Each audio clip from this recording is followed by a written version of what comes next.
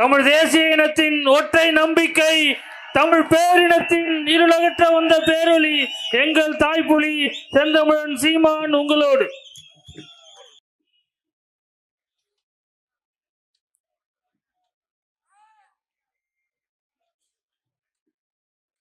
மீனவ மக்கள் வாழ்வுரிமை, தமிழர் எங்களின் பிறப்புரிமை என்ற முழக்கத்தை முன்வைத்து நம்முடைய மீனவ பாசறை நடத்துகிற இந்த கண்டன ஆர்ப்பாட்டத்தில் பங்கேற்று கண்டன உரை நிகழ்த்தி அமர்ந்திருக்கிற தலைவர் பெருமக்கள்,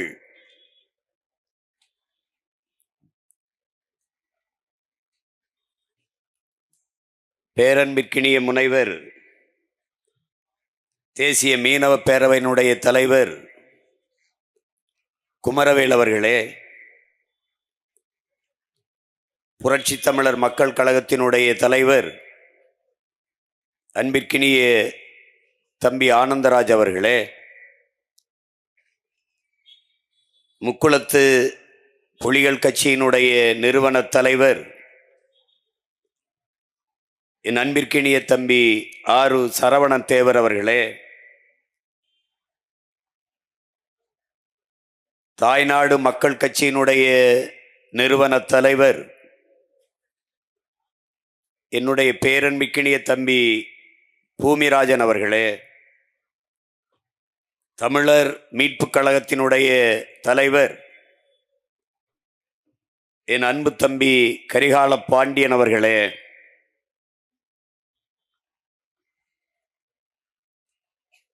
முக்குளத்தோர் எழுச்சி இயக்கத்தினுடைய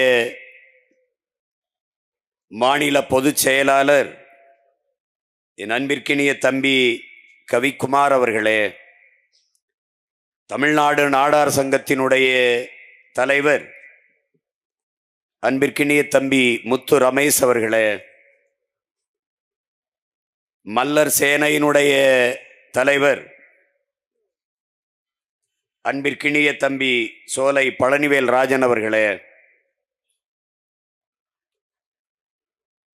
தென்னிந்திய ஃபார்வர்ட் பிளாக் கட்சியினுடைய நிறுவன தலைவர் என் அன்பு தம்பி கேசி திருமாறன் அவர்களே, கொங்கு மக்கள் முன்னணியினுடைய தலைமை ஒருங்கிணைப்பாளர் அன்பிற்கினிய ஐயா ஆறுமுகம் அவர்களே, சிறுபான்மை மக்கள் கட்சியினுடைய நிறுவன தலைவர் வணக்கத்திற்குரிய பேராயர் ஐயா சுவாமி இயேசுதாஸ் அவர்களே, தமிழர் தேசிய கட்சியினுடைய தலைவர் என் அன்பு தம்பி என் ஆருயிர் இளவல் செல்வகுமார் அவர்களே,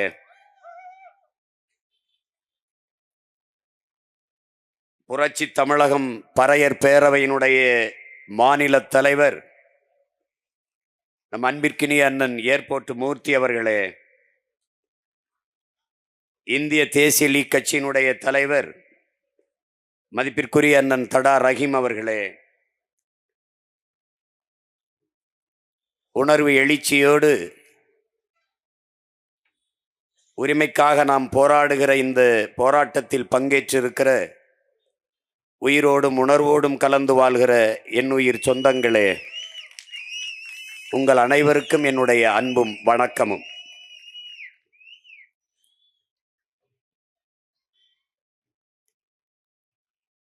இங்கே பேசிய என்னுடைய அன்பிற்கினிய அண்ணன் அலங்கார் அவர்கள் என்னை சந்தித்து பேசிய போது, நாங்கள் இந்த கட்சியை கலைத்து விட்டு உங்கள் கட்சியிலே சேர்ந்து விடவா என்று கேட்டேன் என்று சொல்கிறார்கள். அப்படி சொல்லவில்லை. நீங்கள் அங்கேயே இருங்கள், நாங்கள் எல்லோரும் உங்களோடு இணைந்து விடுகிறோம். என்று சொன்னேன்.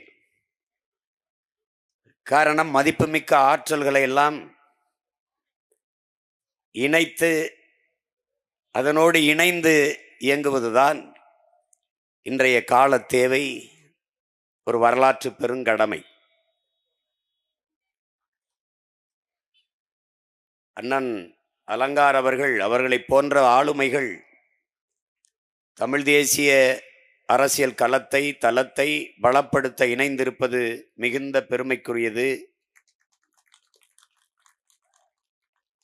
அதற்கு என்னுடைய அன்பும் வாழ்த்துக்களும், அவருக்கு என்னுடைய நன்றியும்.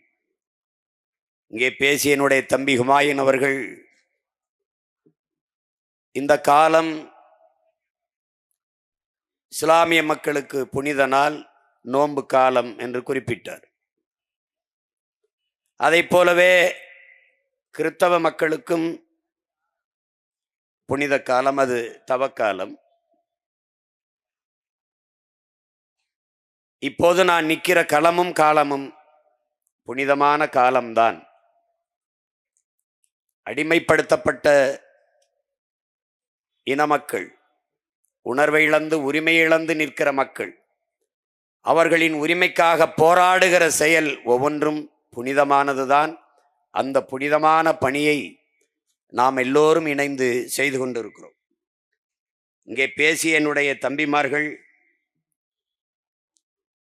சாதிய இயக்கங்கள் எல்லாம் இணைந்திருக்கிறோம் என்று குறிப்பிட்டார்கள். உங்களை எல்லோரையும், நம்ம எல்லோரையும் இணைத்தது இந்த அண்ணன் அல்ல, நம் அன்னை தமிழ் என்பதை நாம் எல்லோரும் அறிவோம். தமிழ் உலக மொழிகளின் தாய். அவள் என் அன்பு உடன் பிறந்தார்களே, அவள் பேரன்பின் தாய். அவள் எல்லோரையும் இணைப்பாள். சாதி மத உணர்ச்சிகள் நம்மை பிளந்து பிரிக்கும். நம் சதையை வெட்டுகிற கத்தி, அருவாள், கோடாரி போல அது. ஆனால் மொழி இன பற்றும் உணர்ச்சியும் நம்மை இணைக்கும், ஒரு நூல் ஊசி போல. ஒரு தாயின் பிள்ளைகள் நாம், தமிழ் தாயின் பிள்ளைகள். ஒரே வீட்டில் குழந்தைகளாக இருக்கும்போது வாழ்ந்தோம், வளர்ந்தோம். பிறகு எல்லோருக்கும் மணமாகி குழந்தைகளாகி குடும்பம் பெறுகிற போது வசதியாக வாழ தனித்தனியாக வீடு கட்டி குடியேறினோம். அதைப் போல நாம் தனித்தனி அமைப்புகளாக தேவைக்கேற்ப இருந்து இயங்குகிறோம். ஆனால் தாய் வீட்டிற்கு ஒன்றென்றால் நாம் எப்படி எல்லோரும் ஒன்று கூடுவோமோ, அப்படி தாய் நாட்டிற்கு ஒன்றென்றால் நாம் எல்லோரும் கூடுவோம் என்பதை இது உணர்த்துகிறது, உலகிற்கு எடுத்து காட்டுகிறது. நாங்கள் தனித்தனி இயக்கங்களாக இருக்கலாம், ஆனால் நோக்கம் ஒன்றுதான், தமிழ் தேசிய இனத்தின் உரிமை, விடுதலை, அதன் எதிர்கால பாதுகாப்பான நல்வாழ்வு. ஆதி தமிழ் குடிகள் பறையர்களின் அவர்களின் நில உரிமை, பஞ்சமர் நில மீட்பு, அதற்காக இந்த படை பேரணி நடத்தி பெருங்குரல் எழுப்பியது. பிறகு மீனவ சொந்தங்கள் அவர்களின் உரிமைக்காக இன்று களத்திலே ஒன்றிணைந்து நிற்கிறது. இதற்கெல்லாம் ஏன் போராட வேண்டும்? ஆதி தமிழ்குடி பறையருக்காக நிற்காமல், நாலாவது தாய்க்குடி மீனவ மக்களுக்காக நிற்காமல், ஒரு தமிழன் இருந்தால் அவன் பிறந்து பயனில்லை, அவன் பிறவி கடமை, அவனுடைய வரலாற்று பெரும்பணி. இதற்காக களத்திலே நின்று போராடுவது, இது தமிழ் தேசிய மக்களின் பிறப்புரிமை என்பதை மனதில் கொண்டு களத்திலே நிற்கணும். குறிப்பாக எங்களிலும் இளைய என் தம்பி தங்கைகள் உள்ள சுவற்றில் ஆழமாக பதிவு செய்ய வேண்டும். நமது முன்னவர்கள் இங்கே படமாக பொறிக்கப்பட்டிருக்கிற பாண்டியாதிபதி தேர்மாறன், இங்கே இருக்கிற நம்முடைய பாட்டனார் தாத்தா சிங்காரவேலர், இங்கே இருக்கிற பாட்டன் பாண்டியாபதி தேர்மாறன், நமது முன்னவர்கள் இங்கே பேசிய நமது முன்னவர்கள் எல்லாம் நமது தம்பிகள் எல்லாம் குறிப்பிட்டார்கள். பெரும்புடுகு முத்தரையர் நமது பாட்டன் அப்படி அறியப்பட்டார். சுவரன் இளமாறன் என்கிறது அவருடைய பெயர். நமது முன்னவர்கள் எல்லோருமே பூலித்தேவன் மருது பாண்டியர், வீர பெரும்பாட்டி வேலு நாச்சியார், வீரன் அழகுமுத்துக்கோன், தீரன் சின்னமலை, பண்டார வன்னியன், வெள்ளையத்தேவன், சுந்தரலிங்கனார், எப்படி எண்ணற்ற வீர மறவர்கள் அவர்களுடைய மரபணுக்கள் இன்னும் மாறாமல் இந்த மண்ணிலே நாம் வாழ்ந்து கொண்டிருக்கிறது உண்மையானால், அவர்களுடைய வரலாற்றை வாசித்து நேசித்து சுவாசித்தது நாம் வாழ்வது உண்மையானால், அவர்கள் முன்வைத்த முழக்கம் ஒன்றுதான் என் உடன் பிறந்தார்களே, அடிமை வாழ்வினும் உரிமை சாவு மேலானது. உயிரை இழக்கலாம், உரிமையை இழக்கலாமா? உயிர் இழப்பு என்பது தனிப்பட்ட ஒருவனுக்கான இழப்பு. சீமானின் உயிர் இழப்பு என்பது தனிப்பட்டவனுக்கான இழப்பு, அவன் குடும்பத்திற்கான இழப்பு. ஆனால் உரிமை இழப்பு என்பது நாங்கள் பிறந்த பெருமை மிக்க தமிழர் என்கிற தேசிய இனத்திற்கான இழப்பு. அதனாலேயே மீனவர் வாழ் உரிமை என்பது தமிழ் தேசிய மக்களின் பிறப்புரிமை என்ற முழக்கத்தை முன்வைத்து களத்திலே நிற்கிறோம். அவரவர் வீட்டை அவரவர் பாதுகாப்பாக வைத்திருந்தால் நாட்டை பாதுகாக்க வேண்டிய அவசியம் இருக்கிறது. அப்படித்தான் தனித்தனியாக வீட்டை பாதுகாக்க இயக்கம் கண்ட என் உடன் பிறந்தார்கள். ஒரே நோக்கம், பொது நோக்கம், நாட்டை பாதுகாக்க ஒன்றாக நிற்கிறோம் நாங்கள் தமிழர்கள். இங்கே பேசிய என்னுடைய தம்பி கூட சொன்னார், இந்த நாட்டை விட்டு இந்த நிலத்தை விட்டு நீ எங்கு சென்றாலும் நான் தேவர், நான் நாடார், நான் கோணார், நான் செட்டியார், நான் பிள்ளை, நான் முதலியார், நான் முத்தரையர், நான் வன்னியர், நான் கவுண்டர் என்று அறிமுகப்படுத்த முடியாது. உலக வரலாற்றிலே எங்குமே இந்த அடையாளங்கள் இருந்ததில்லை, எவனுக்கும் இருந்ததில்லை. நான் இஸ்லாமியன், நான் கிறிஸ்தவன், நான் இந்து என்று எவனும் தன்னை அறிமுகப்படுத்திக் கொள்வது இல்லை. இல்லை, நீ கேரளாவுக்கு செல், இல்லது ஆந்திராவுக்கு செல், இந்திய நிலப்பரப்பில் எங்கு வேண்டுமானாலும் செல், இல்லை இந்த துணைக்கண்டம் கடந்து வேற எந்த நிலத்திற்கும் செல், நீ யார்? எங்கு சென்றாலும் நீ தமிழன். இதனால் தான் நம்முடைய தாத்தன் புரட்சி பாவலன் எங்கு பிறப்பினும் தமிழன் தமிழனே, இங்கு பிறப்பினும் அயலான் அயலானேங்கிறார். மற்றவர்களைப் போல இனமாறுகிற அடையாளம் தொலைக்கிற இனம் அல்ல இது. அருகில் இருக்கிற மாநிலத்தவன் இங்கு வந்தால் திராவிடனாக மாறுவான், பீகாரியன் வந்தால் இந்துவாக மாறுவான், மராட்டியன் இங்கு வந்தால் இந்துவாக இந்தியனாக மாறுவான். ஆனால் நீ எங்கு சென்றாலும் தமிழன். கர்நாடகாவில் இருந்தாலும் தமிழன், கனடா நாட்டில் வாழ்ந்தாலும் நீ தமிழன், ஆந்திராவில் வாழ்ந்தாலும் தமிழன், அமெரிக்கா, ஆப்பிரிக்காவில், ஆஸ்திரேலியாவில் வாழ்ந்தாலும் நீ தமிழன். இது உன்னுடைய மாண்பு. தாய் நிலத்தை இழந்து இன்னொரு தேசத்திற்கு இடம்பெயர்ந்து ஏதிலிகளாக நீ சென்றாலும் தமிழன் தான். அதுதான் உன் அடையாளம். மதம் மாறிக்கொள்ளக்கூடியது, மொழியும் இனமும் மாறிக்கொள்ள முடியாதது. இதை கவனத்தில் வச்சுக்கணும். நாம் தமிழர்கள். இது ஒரு கட்சியின் பெயர் அல்ல.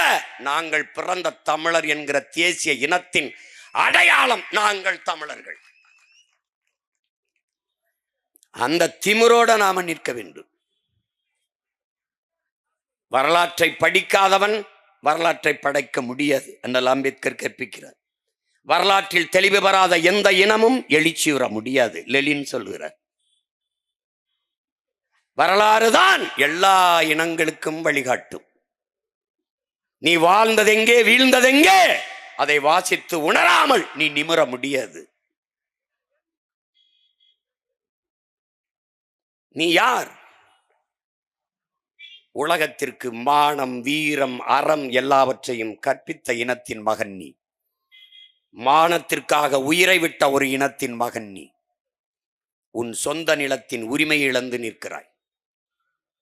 இந்த வங்காள விரிகுடா கடல் இன்னைக்கு தாண்டா வங்காள விரிகுடா. வரலாற்றின் குறிப்புகளில் சோழன் லேக்கடா, சோழனுடைய ஏரி. நம் மீனவ மக்கள், நம் சொந்தங்கள் படகு போட்டி படகு ஓட்டுவது போல நம்முடைய பாட்டன் அரசனுக்கு அரசன் அருள்மொழி சோழன் அவன் மகன் அரசேந்திரனும் கப்பல் ஓட்டி விளையாடினார்கள் என்பது வரலாறுடா. உலகத்திலே கப்பல் படை கண்ட பெருமகன் நம்முடைய பாட்டன் அரசேந்திரன். அவனுடைய பிள்ளைகள் அவன் கடற்பரப்பிலே கால் வைக்க முடியவில்லை என்பது எவ்வளவு பெரிய இழிவு, அவமானம். இங்கே பேசிய நம்முடைய தம்பி குறிப்பிட்டார், வர்ணகுலத்தான். என் தங்கை அஞ்சம்மாள் கூட வர்ணகுலத்தானை பற்றி பேசு. வர்ணகுலத்தான் வர்ணகுலத்தான்னா உனக்கு யாரு? ஏன் வர்ணன் வருது?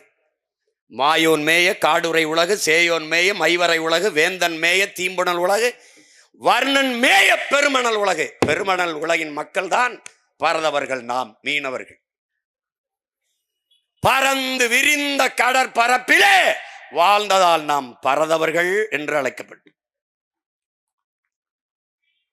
நில வேளாண்மை போல கடல் வேளாண்மை மீன்பிடி தொழில், மீன்பிடிப்பது.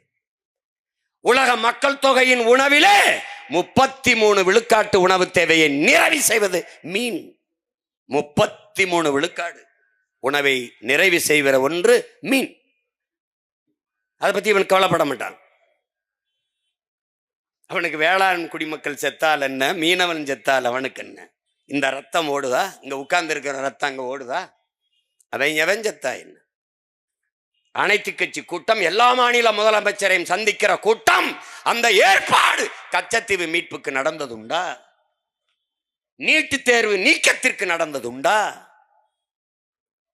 கல்வி மாநில உரிமை, மானுட உரிமை, அது எப்படி இந்திய நாட்டின் பொதுப்பட்டியலுக்கு போனது? எடுத்துக்கொண்டு போனது அம்மையார் இந்திரா காந்தி. கொடுக்கும் போது, எடுத்துக்கொண்டு போகும்போது வேடிக்கை பார்த்து கொண்டு இருந்தது ஐயா கருணாநிதி. 18 ஆண்டுகள் தொடர்ச்சியாக இந்திய அமைச்சரவையில் இருந்த கட்சி திமுக. இந்தியாவில் எந்த மாநில கட்சியும் இவ்வளவு காலம் மத்திய அமைச்சரவையில் இருந்ததில்லை. அந்த கல்வியை மாநில பட்டியலுக்கு கொண்டு வர வேண்டும். அதனால்தான் அடித்தட்டு மக்கள், உழைக்கும் மக்கள், ஒடுக்கப்பட்ட மக்களின் பிள்ளைகள் மருத்துவம் படிப்பது கனவாகி போனது என்று எல்லா மாநில முதல்வரையும் சந்தித்து அந்த நீட், அந்த கொடுமையை ஒழிக்க வேண்டும். ஒன்றும் பேசல. இங்கே இருக்கிற எந்த மான தமிழச்சி மாறல பால் குடித்த மகனுக்காவது 12 மீனவனம் சொந்தங்களை ஒரே சங்கிலியில் பூட்டி இழுத்து கொண்டு போக காட்சியை பார்த்த பிறகு ரத்தம் கொதித்து கோபம் கொந்தளித்திருந்தான் நீ உண்மையிலேயே மான தமிழன், மரத்தமிழன் மகன்டா. நீ அதையும் ஒரு செய்தியாக வேடிக்கையாக பார்த்திருந்தால் உன் ரத்தத்தை சோதிக்கணும். நீ ஈன பிறவி இழிமகனாக மாறிவிட்டாய். லட்சக்கணக்காக உன் இன மக்கள் கொத்து கொத்தாக கொன்றொழிக்கப்பட்ட போது நிம்மதியாக படுத்து உறங்கியவனிடத்திலே நீ அதிகாரத்தை கொடுத்தாய். உன்னை மாறி இழி குணம் படைத்தவன் உலகத்தில் எந்த இனத்திலடா இருக்கான்? எந்த இனத்தில் இருக்கான்? இந்த கடலுக்குள் சத்ததான் நீ சொல்ற. 20 பேரை ஆந்திர காட்டுக்குள் சுட்டார் சந்திரபாபு நாயுடு. இவர்கள் கேட்டது உண்டா? ஒரு மரக்கட்டைக்கு இருக்கிற மதிப்பு மனித உயிருக்கு இல்லையா, மான தமிழன் உயிருக்கு இல்லையா என்று குரல் எழுந்ததுண்டா? தமிழர்களை போல மாண்புமிக்கவன் ஜனநாயகவாதி உலக வரலாற்றில் எங்காவது உண்டா?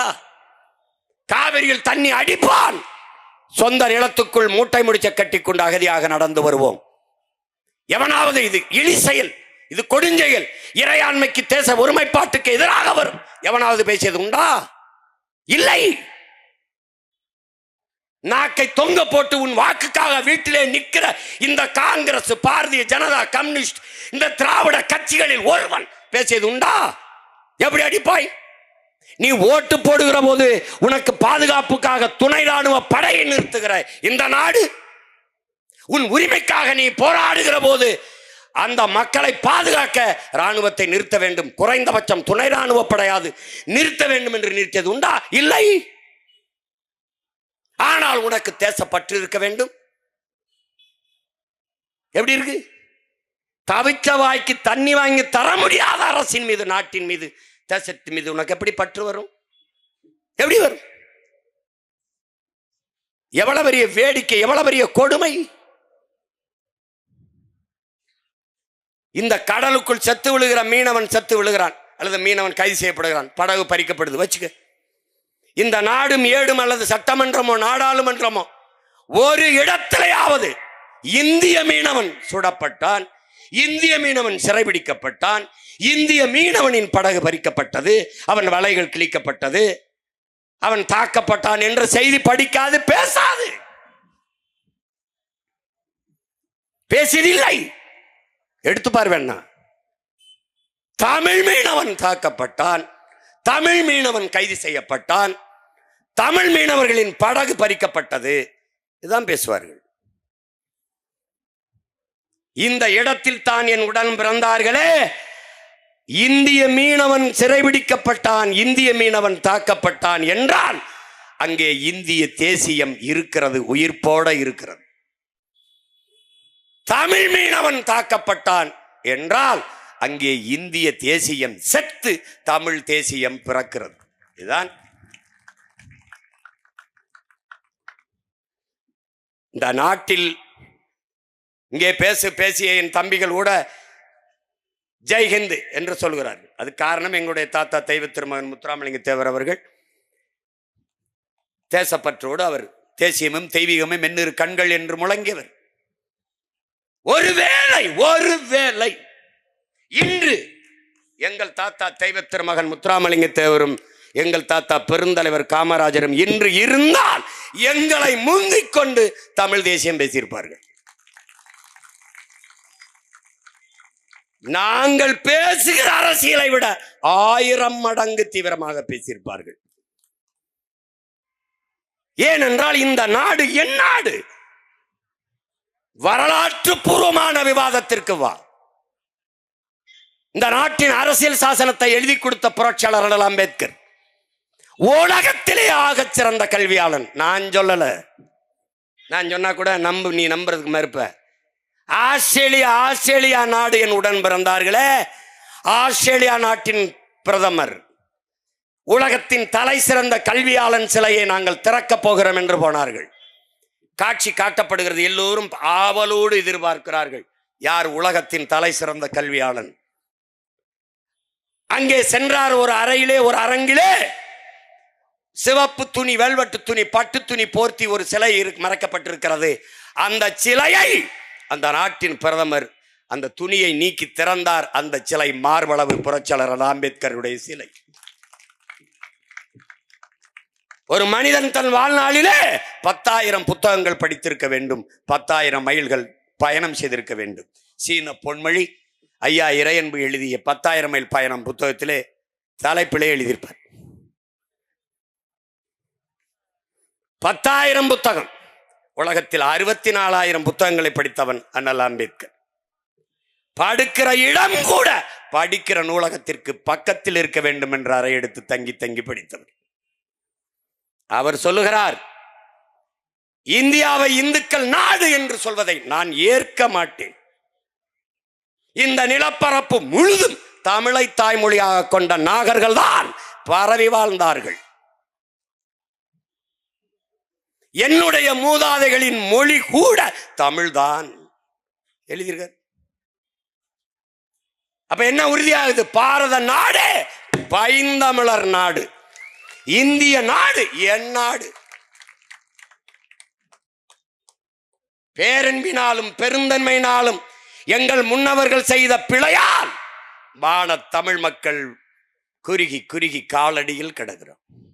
இந்த காலடி நிலமும் களவாடப்படுகிறது என்பது அறிந்துதான் துணிந்து நிமிர்ந்து எழுந்து கிளர்ச்சி செய்கிறோம். இதுக்கு நடுங்கிறான் திராவிடன், நடுக்குறுகிறான், பயப்படுகிறான். ஒரு கூட்டம் போட்டால் கொடி கட்டாதே, பதாகை வைக்காதே, சுவரொட்டி போடாதே, அதை போடாதே, இதை போடாதே. பேரரசுகள் பேரரசுகள், முகலாய பேரரசு, பிரிட்டிஷ் பேரரசு, சேர சோழ பாண்டிய பேரரசு, விஜயநகர பேரரசு, மராட்டிய பேரரசு எல்லாம் வீழ்ந்திருக்கிறது. பெருமக்களே, அற்ப திராவிட பதர்கள் நீங்கள். என்ன நீ சிங்கமும் புலியும் சேர்ந்து வேட்டையாடினால் திராவிட பண்ணி என்ன ஆகும் என்று ஒன்னும் செய்ய முடியாது, ஒன்னும் செய்ய முடியாது. இந்த வர்ணகுலத்தான் 16ஆம் நூற்றாண்டு, இப்ப இல்ல 16ஆம் நூற்றாண்டு, 1616, 1616 ஒரு பெரும் வீரன், நம்முடைய மூதாதை, நம்முடைய பாட்டன், இன்னைக்கு இருக்கிற தஞ்சை நாகப்பட்டினம் பகுதியிலே வாழ்ந்த ஒரு பெரும் மறவன், மிகப்பெரிய தளபதி, கடற்படை தளபதி. போர்ச்சுகீசியர் இங்கே ஆளுகிற போது தமிழர் நிலப்பரப்பையும் கடல் கடல் தளத்தையும் தன் கட்டுப்பாட்டுக்குள் கொண்டு வர வேண்டும் என்றவன் முயற்சிக்கிற போது ஒற்றை வீரனாக எதிர்த்து போரிட்டு அதை தகர்த்தவன். போர்ச்சுகீசிய வரலாற்று ஆசிரியர்கள் தங்களுடைய வரலாற்றை குறிப்பிடுகிற போது பெரிய எதிரி என்று இந்த வர்ணகுலத்தானை அந்த மக்களால் செம் நாயக்கர் என்று அழைக்கப்பட்ட வர்ணகுலத்தானை பெரிய எதிரி என்று குறிப்பிட்டிருக்கிறார்.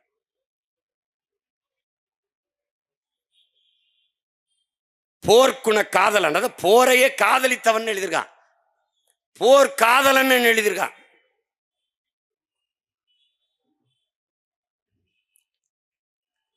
அப்படிப்பட்ட வீரன் வளைகுடாவின் சுறா என்று வர்ணிக்கப்பட்ட, வரலாற்றாசிரியர்களால் குறிக்கப்பட்ட, அதுவும் அவன்ல எந்த போர்ச்சுகீசிய காலனி ஆதிக்கத்தை எதிர்த்து போரிட்டாரோ போராடினாரோ அவன் தன் வரலாற்று குறிப்பில் எழுதியிருக்கான் வளைகுடாவின் சுறா என்று.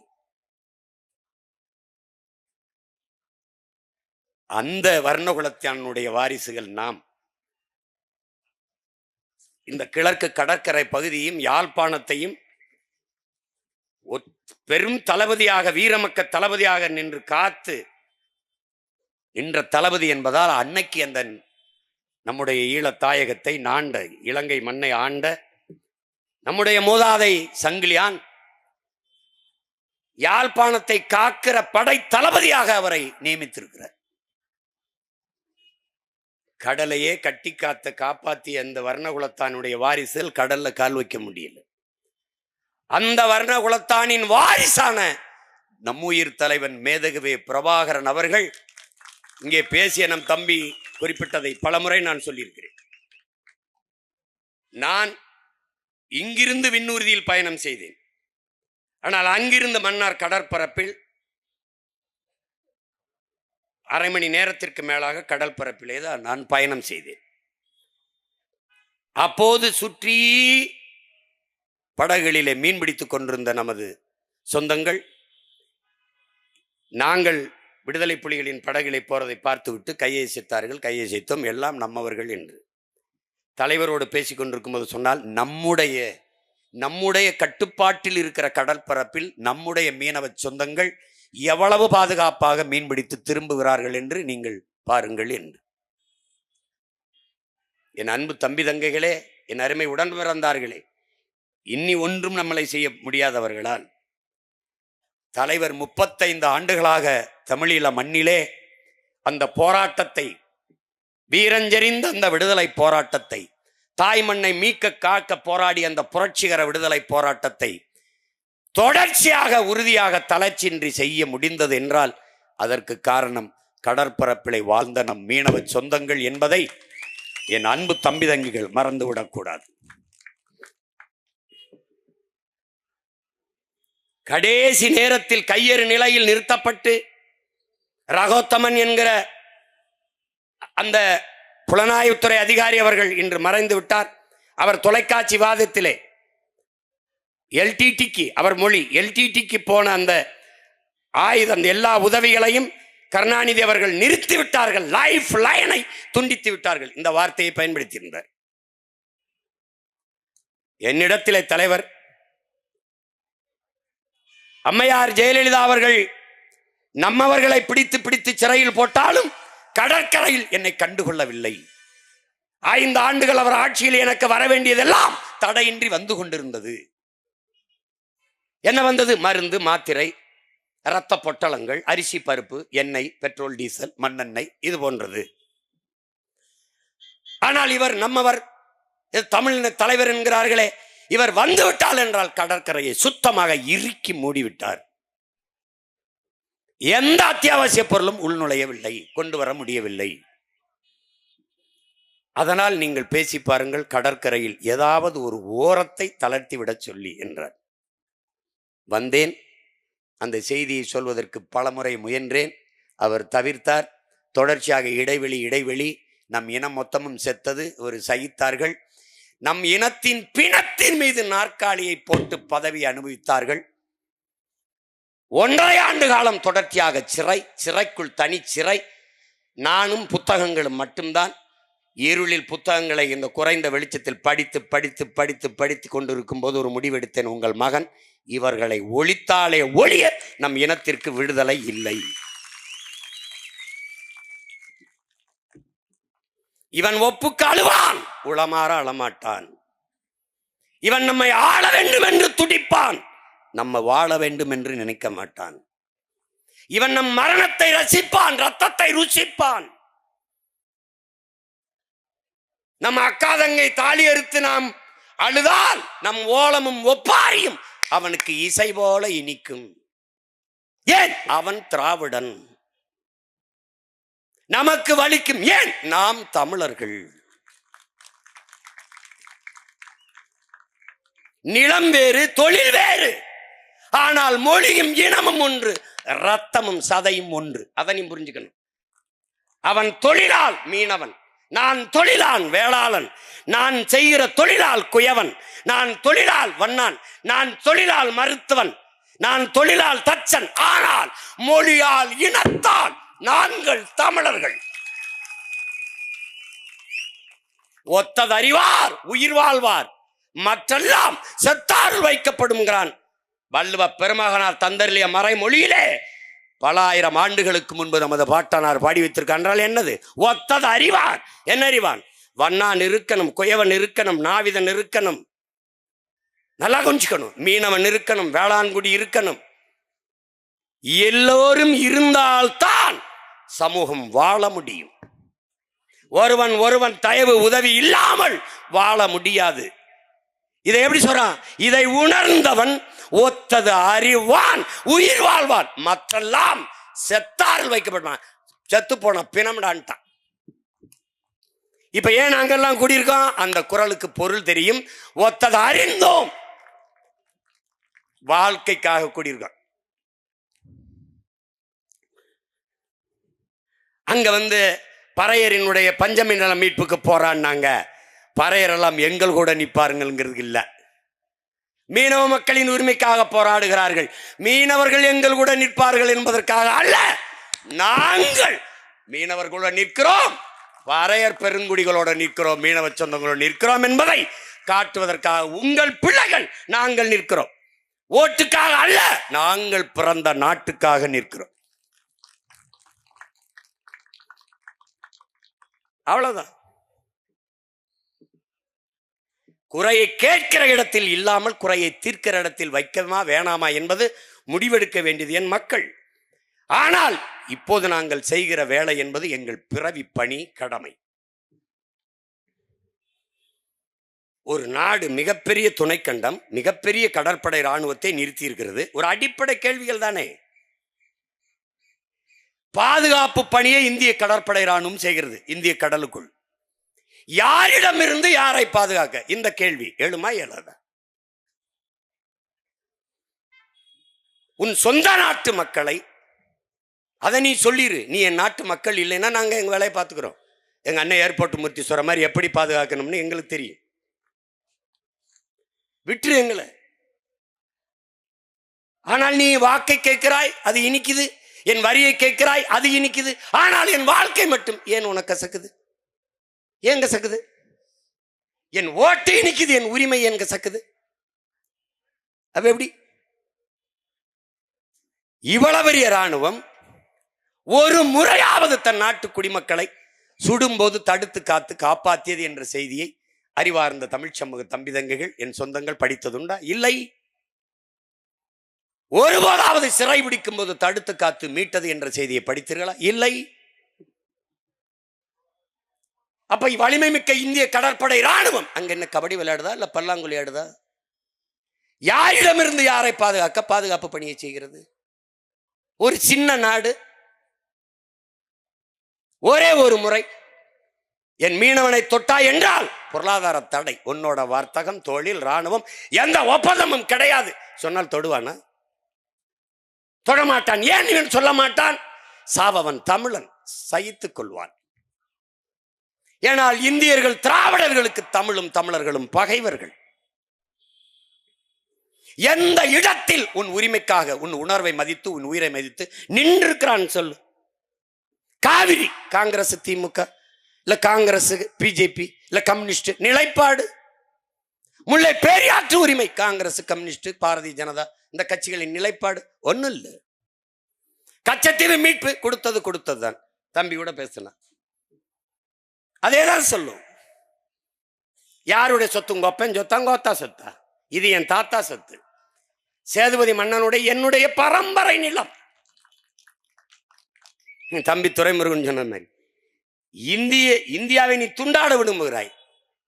நாங்கள் இந்திய நிலப்பரப்பை பெருசாக்க ஒரு முறை எடுத்து என் தாய் நிலத்தோடு சேருங்கிறோம். என்னைய பிரிவினைவாதிங்கிற நீ கொடுத்தது அஞ்சு, நீ தேசியவாதிங்கிற நேடாது என்னது? இப்போ ஒருவேளை எங்ககிட்ட அதிகாரம் வந்துடுச்சு, இந்த கச்சத்தீவை பிரிச்சு நீ கச்சத்தீவை நான் கேட்கல, அவன் விட்டுட்டு போயிடுவான். அவனுக்கு தெரியும். இலங்கை கடற்படைக்குள்ள சீன இருக்கான், நம் மீனவர்களை தாக்குறான்.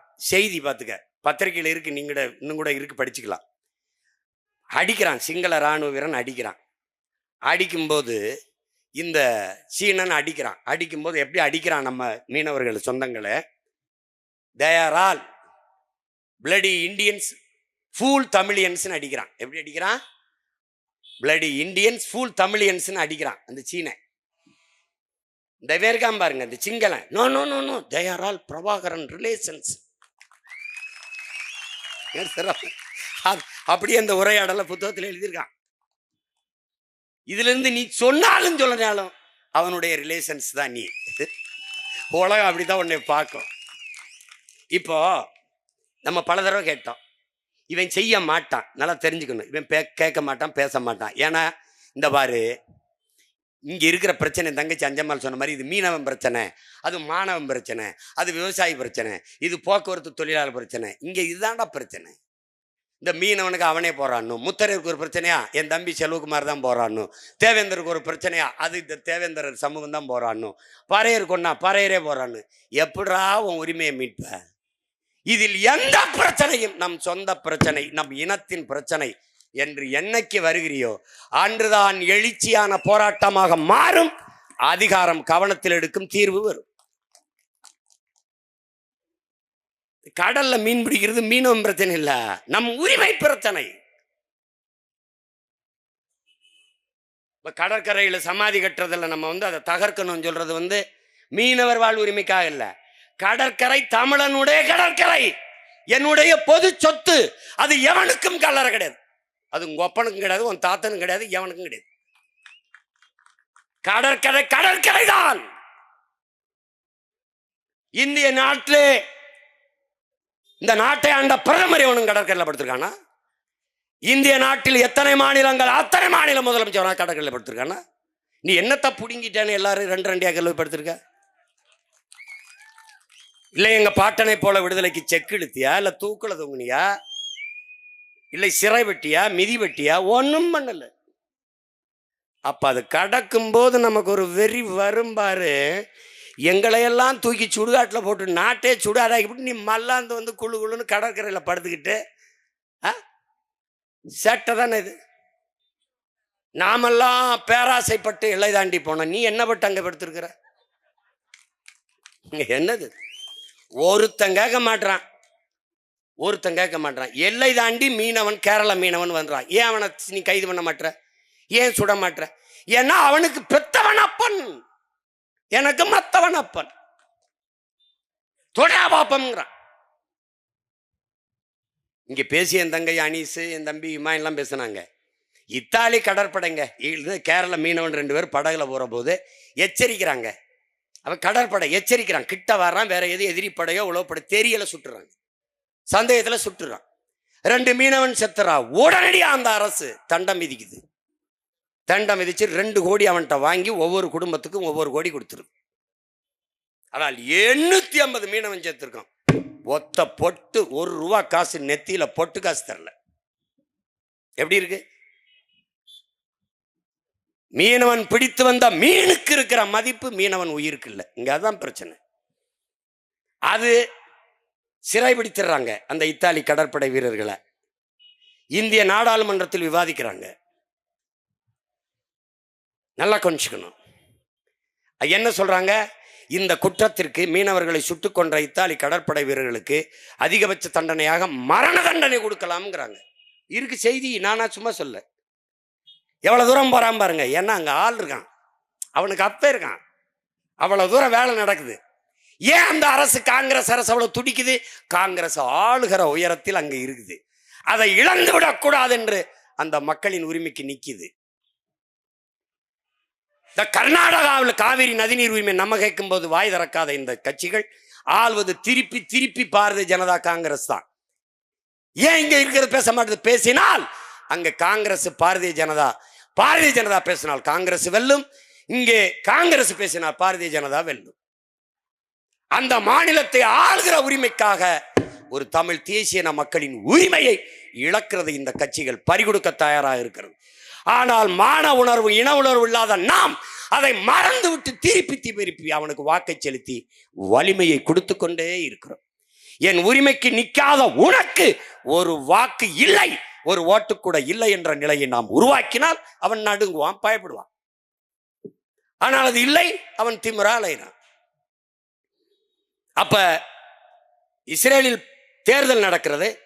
இஸ்ரேலிய பிரதமர் பேசி இந்த ராணுவ வீரர்களை அங்கே வாக்கு செலுத்துவதற்காக அனுப்ப சொல்கிறார்கள். இவர்கள் சிறை விடுப்பு விட்டு அங்கே அனுப்புகிறார்கள். அப்ப மன்மோகன் சிங் பிரதமர். அங்கே போனவர்கள் திரும்பி வரவில்லை, அனுப்ப முடியாது என்கிறது. இந்த நாட்டின் பாராளுமன்ற அவையிலே பிரதமர் மன்மோகன் திருப்பி அனுப்பவில்லை என்றால் மிகப்பெரிய பின்விளைவை சந்திப்பீர்கள் என்று எச்சரிக்கிறார். எப்படி பாருங்க, 2 மீனவனை சுட்டதுக்கு எவ்வளவு வேலை நடக்குது. 850 மீனவனை சுட்டிருக்கான். என்ன நடந்திருக்குன்னு பாரு. எங்க அண்ணன் ஏர்போர்ட் மூர்த்தி பேசுன மாதிரி, நீ காங்கிரஸ் மீனவர் சங்கம், பாரதிய ஜனதா மீனவர் சங்கம், அதிமுக மீனவர் சங்கம், திமுக மீனவர் சங்கம், அவன் வெட்டி போடுறான் 2 அங்கம். இப்படித்தான், வேற ஒன்றும் கிடையாது. வேற என்ன நடக்குது? என்ன நடக்குது? ஏன் தமிழின மக்கள், இத்தனை கோடி மக்கள் இருந்தும் இவர்களுக்கு அதிகாரம் வரவில்லை என்றால், சாதி மதங்களாக பிளந்து பிரிந்து நிற்பதால் ஓர்மை இல்லை. ஓர்மை இல்லாதால் அரசியல் வலிமை இல்லை. அரசியல் வலிமை இல்லாதால் அதிகார வலிமை இல்லை. இவ்வளவுதான். இதைத்தான் நம்முடைய ஐயா காப்பா அரவாணன் தன்னின பகை என்கிறார். தேவேந்திரரை நிறுத்தினால் தேவர் போட மாட்டார், நாடாரை நிறுத்தினால் கோணார் போட மாட்டார், பறையரை நிறுத்தினால் படையாச்சி வாக்கு போட மாட்டார். இப்ப எப்படி தமிழ் தேசிய மக்களுக்கு, தமிழின மக்களுக்கு அதிகாரம் வரும், அரசியல் வலிமை வரும்? ஆனால் கருணாநிதி பேரனுக்கும் பேத்திக்கும் ஓட்டு போட்டு விடுவார். ஏன்? இதுதான் இங்க இருக்கிற கொடுமை. ஒரு கவுண்டர் நாட்டாண்டால் அந்த சாதி ஆதிக்கம் பெறும் என்று மற்றவன் நினைக்கிறான். ஆனால் ஜெயலலிதாவோ கருணாநிதியோ எம்ஜிஆரோ அல்லது ஐயா ஸ்டாலினோ ஆண்டால் தேவரும் கை கட்டுகிறான், கவுண்டனும் கை கட்டுகிறான், நாடாரும் கை கட்டுறான், வன்னியனும் கை கட்டுறான், நாமும் கட்டி விடுவோம், போட்டுறான். அதனால மொத்த வீட்டுக்காரனே ஆண்டுட்டு போயிடுறான். இதை யதார்த்தத்தை புரிஞ்சுக்கணும். அப்புறம் வெளியில வந்து நாங்கள் யார் தெரியுமா, நாங்கள் எவ்வளவு பெரிய ஆள் தெரியுமா, அதான் தெரியுது. செருப்படி வாங்குறது, 2-3 சீட்டுக்கு முட்டிக்கால் போடுறது, சொந்தமா சுயமா தன்மானத்தோடு நினைக்கிறத பேச முடியல. அப்புறம் எம்எல்ஏ ஆகி எம்பி ஆகி எங்க போய் எம்புரணி? எதுக்கு என்ன எம்புரணி? தொடர்ச்சியாக மீனவ மக்கள் பட்டினி போராட்டம். இந்த படம் நானே என் தம்பி ரவிகிட்ட சொல்லி, சரி பட்டினி எடுத்து போராட்டம் கவனிச்சிட்டாரா? உடனே மாவட்ட ஆட்சியர் வந்து பார்த்துட்டாரா? இல்லை மீன்வளத்துறை அமைச்சர் வந்து பார்த்துட்டாரா? என்ன பிரச்சனை நாங்கள் பார்க்குறோம்னு சொல்லிட்டாரா? முறையிட்டாரா? கடிதம். நீ முதலமைச்சரை தேர்ந்தெடுத்திருக்கோம்னு நினச்சிட்டு தெரிஞ்சினா நாம் பொறுப்பா? நீ போஸ்ட் மாஸ்டர் தேர்வு பண்ணியிருக்க. நீ உனக்கான தலைவனை தேர்ந்தெடுத்துக்கணும்னு நினைச்சா நீ சாராய ஆலை முதலாளியை தேர்வு பண்ணியிருக்க. அவருக்கு நீ படிக்கிறதை பத்தி கவலை இல்லை, நீ குடிச்சியா இல்லையாங்கிறத உங்க அப்பா கவலைப்படுவார். என் புள்ள படிக்குதா இல்லையாங்கிற கவலை. இன்னைக்கு அவன் குடிச்சானா இல்லையா? டே, குடிச்சா நீ தள்ளாடுவாய், நீ குடிக்கவில்லை என்றால் உன் அரசாங்கம் தள்ளாடி விடும். உலகத்தில் இப்படி பாரு, பொது மனிதனா ஒரு நாட்டின் குடிகளை குடிக்க வச்சு அதில் இருந்து வருகிற வருமானத்தை வச்சு வளர்ச்சி நல்லாட்சின்னு பேசினான்னா இவனை மாறி ஒரு கேவலப்பட்டவர்கள் ஐயோக்கிற நீ உலக வரலாற்று எங்கே பார்த்திருக்கியாடா? எங்கே பார்த்திருக்கியா சொல்லு? இவ்வளவு மக்கள் தொகை இல்லை, இவ்வளவு வருவாய் பெருக்கம் இல்லை, ஒண்ணுமே இல்லாத காலத்தில் பல அணைகளை கட்டி பல சாலைகளை போட்டு பல தொழிற்சாலைகளை கொண்டு வந்து 14,000 பள்ளிக்கூடங்களை கட்டி படிக்க வைத்தான் ஒரு தலைவன், நம்முடைய தாத்தா காமராஜ். மின் கட்டணம் உயர்வு, சொத்து வரி உயர்வு, 9 லட்சம் கோடி கடன், பெட்ரோல் டீசல் விலை உயர்வு, அரிசி பருப்பு விலை உயர்வு, எல்லாம் போக வரி வரி எல்லாம் எடுத்துக்கொண்டு சாராயம் வித்த அந்த காசுல அரசு நடத்த வேண்டியது இருக்குன்னா எதை பத்தி கவலைப்படுவோம்? மிக கொடுமையான ஒரு காலகட்டத்தில் நாம் மாத்திக்கிட்டோம். இதுவரை இந்த நாட்டை ஆண்டதிலேயே மிக மிக மோசமான முதல்வர் ஐயா ஸ்டாலின் அவர்கள் தான். உண்மையிலே அவருக்கு என்ன நடக்குன்னு தெரியல. இப்ப கள்ளச்சாராயம் குடிச்சு செத்தா அந்த அரசு பொறுப்பேற்கணும், அந்த துறை சார்ந்த அங்கிருந்த சட்டமன்ற உறுப்பினர் நீக்கணும், பாராளுமன்ற உறுப்பினர் நீக்கணும், அப்படி சொல்லணும் இல்ல. உடனே மாவட்ட ஆட்சியர் பணியிட நீக்கம் அப்படி தூக்கிடுவார், பணியை மாற்றி விட்டுருவார். பணியிட நீக்கம்ல பணி மாற்றம், உயர் காவல்துறை எஸ்பி மாவட்ட எஸ்பி பணியிட மாற்றம். ஏன்னா அவன் தானே காட்சி வித்தது, ஊழல் போட்டது அவன் தானே. இப்ப இங்க தம்பி கூட சொன்னாரு பாருங்க, அங்க கள்ளச்சாராயம் காய்ச்சின இடத்துல படிக்கிற பிள்ளை 2 பிள்ளைய போய் இதை தடுத்துட்டாங்கிறதுக்காக வெட்டி கொண்டுட்டான். அதுக்கு என்ன நடவடிக்கை? அங்க இருக்க மாவட்ட ஆட்சியர் பணிமாற்றம், உயர் காவல்துறை அதிகாரி பணிமாற்றம். அரசு பொறுப்பு இல்லை, அதுக்கு தெரியாது, அதுக்கு தெரியாது. இப்ப அவர்கிட்ட கேளுங்க, 1000 கோடியா என்ன கேட்டாங்க பத்திரிகையில். 1000 கோடி 1000 கோடி இருக்காது, கூடத்தான் இருக்கும். எங்க அண்ணன் ஏர்போர்ட் மூர்த்தி கணக்கு சொன்னார் பாருங்க, அவர் சொல்ற கணக்கு படித்தா 14,000 கோடி 15,000 கோடி வருது 10 ரூபா கேஸுக்கு, 10 ரூபா கணக்குக்கு. டே, இந்த ஒரு இடத்துல தாண்டா தமிழ்நாட்டில் என் உடன் பிறந்தானே உற்பத்தி செய்கிறவனும் விற்பனை செய்கிறவனும் ஒரே முதலாளி இருப்பது டாஸ்மார்க்ல மட்டும்தான்டா. அவனே காய்ச்சறான், அவனே உற்பத்தி செய்யறான், அவனே விற்கிறான். இந்த ஒரு இடத்துல தான்.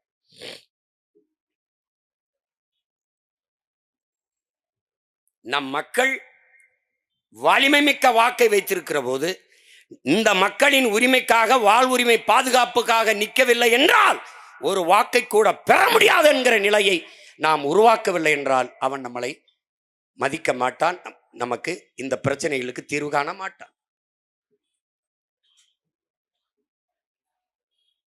ஒரு இடத்திலேயாவது நமக்கு நின்றுருக்காங்களா பாரு. இந்த நாட்டை பார்த்து இலங்கைங்கிற தீவுக்கு ஏன் அச்சம் இல்லை? உன் சொந்த நாட்டு மக்களை சுட்டுக் கொள்பவனுக்கு நீ ராணுவ பயிற்சி கொடுப்பியா?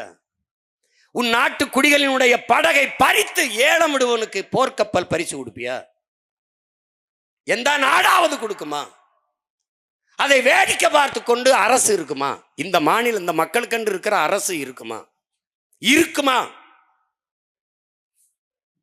சொல்லுங்க.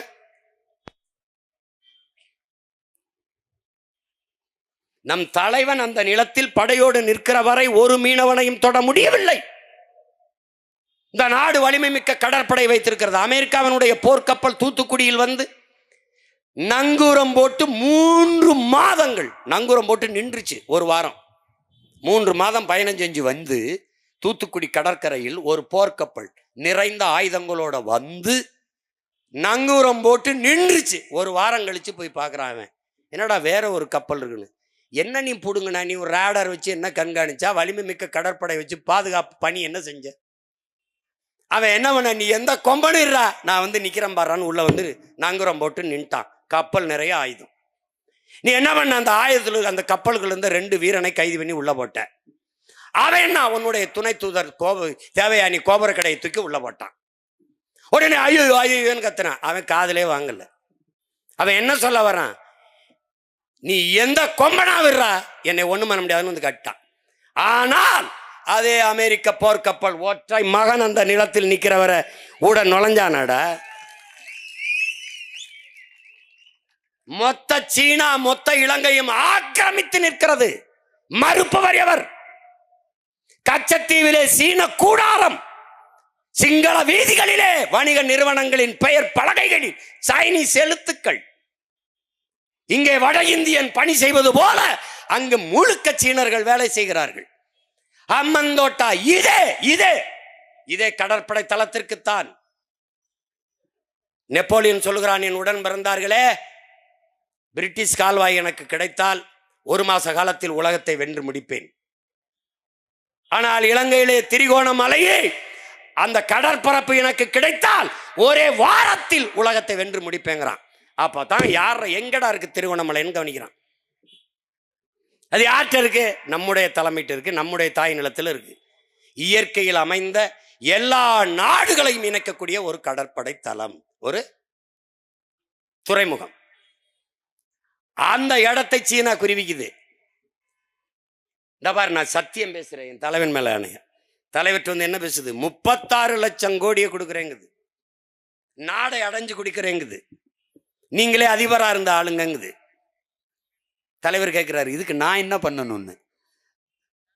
அதுல 25 ஏக்கரை அந்த திரிகோணமலை கடற்பரப்புல 30 ஆண்டுக்கு லீஸுக்கு ஒத்திக்கு கொடுங்குது. சரி, யோசிக்கலாம், போயிருது. திருப்பி அமெரிக்கா அதே தேவை, அதே ஆஃபர், அதே டிமாண்ட், அதே தேவையை வைக்குது. சீனா என்ன சொல்லுதோ அதே சொல்லுது. அதிபராக்கிறோம், உங்களுக்கு விடுதலை பெற்றுக் கொடுத்துறோம், நீங்க ஆளுங்க, எங்களுக்கு அந்த கடற்பரப்பை மட்டும் கொடுங்க. சரி, தலைவர் அனுப்பிடுறாரு. திருப்பி முக்கியமான தளபதிகளை கூப்பிட்டு உட்கார்ந்து பேசுறாரு.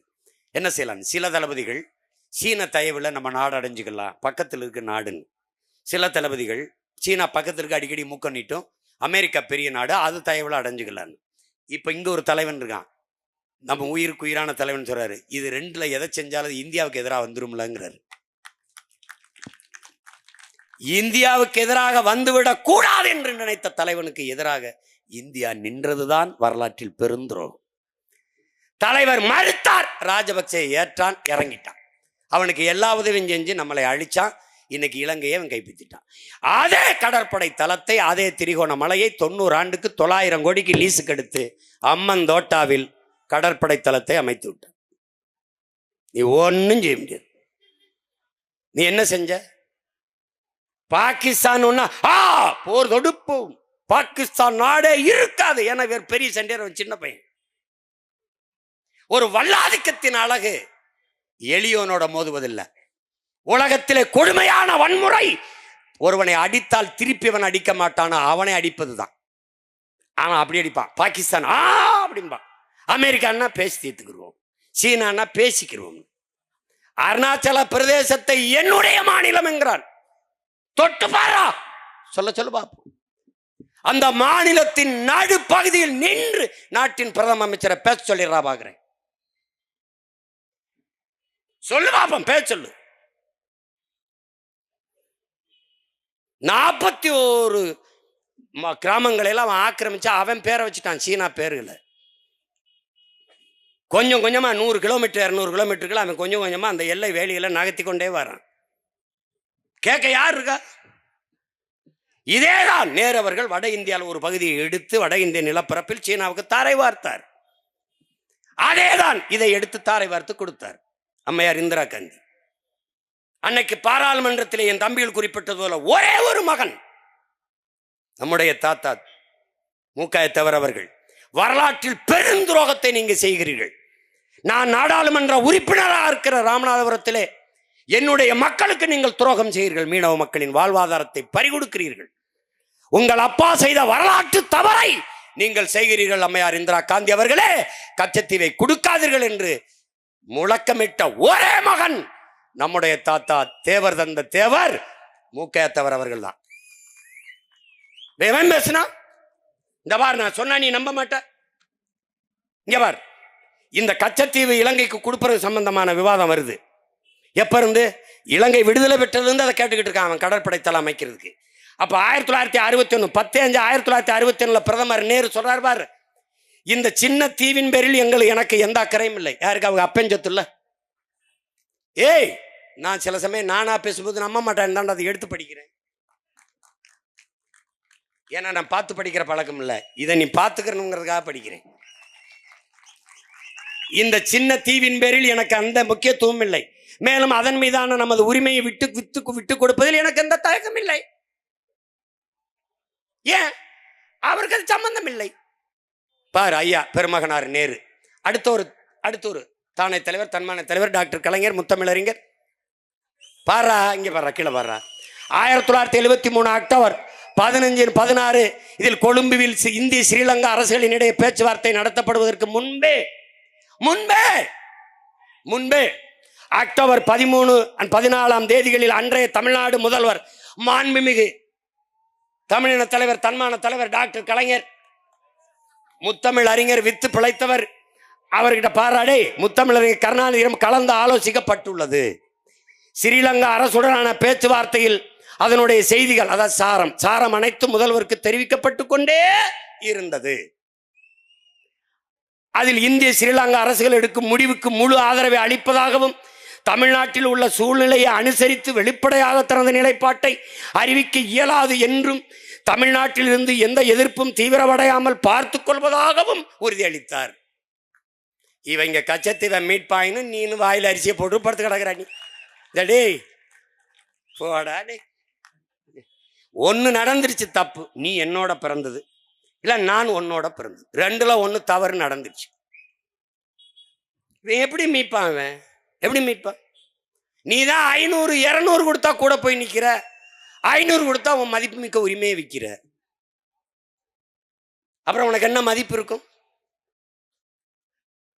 கச்சத்தீவை எப்ப அவன் கூட நீ இப்ப நீ ஒரு 5 வருஷம் என் தம்பிகள் சொல்ற மாதிரி என்கிட்ட கொடு, தெரியாம கூட நீ ஓட்ட போட்டு படுத்துரு, ஒரு நிறைந்த போதையில கூட எனக்கு போட்டுடுறான், போட்டு மயக்கத்தில் கூட போட்டு ஒரு தடவை ஏப்பா தெரியாம சரி விடுப்பா ரொம்ப கத்துறா, ஒரு தடவை போட்டு தான் பார்ப்பேன், என்னை ஒரு தடவை உட்கார வச்சு தான் பாருடா எங்களை.